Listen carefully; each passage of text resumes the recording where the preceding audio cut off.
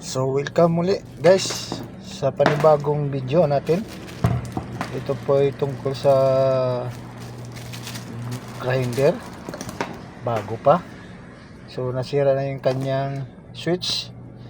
So ang problema dito guys, walang patayan, kaya nag-order ako ng isang brand yung switch.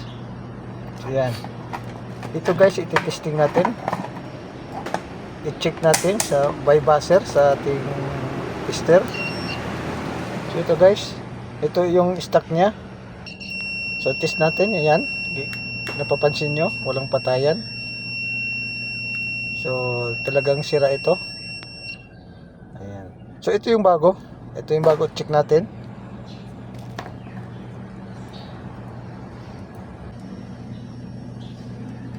Diba? On, off, mayroon siya.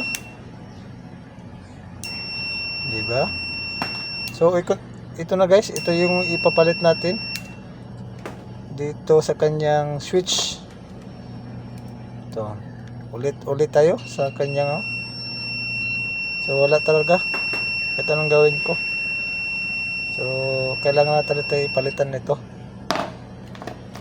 So ito na guys, ito ang ipapalit natin dito sa grinder. So tanggalin natin ulit para ma-install natin. Isang tornilyo lang. So mabilis lang to guys, mabilis lang to papalitan. So ito, ayan, itong luma, ito yung bago. So bago muna yan guys, i-tester muna natin kung saan yung on off, saan ang naka, yan. So ibig sabihin sa right yung on, left yung off. Yan.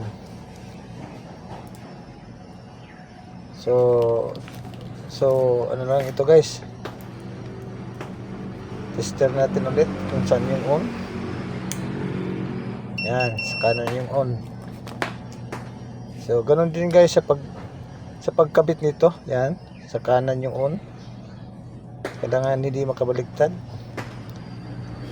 Dito sa wire guys na dalawa, makabaliktad dito, okay din ito kasi isang linya lang ito.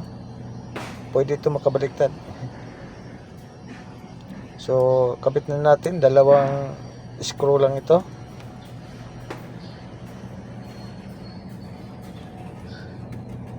Yan.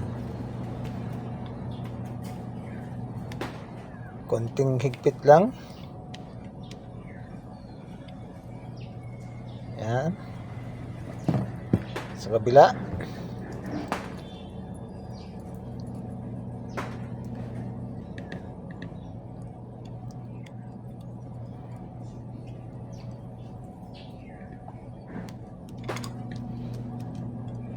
Yan.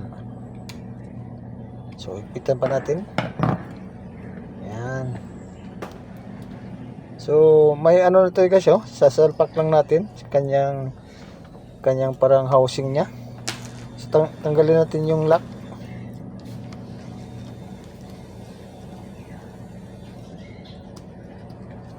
So yan, parehas lang guys.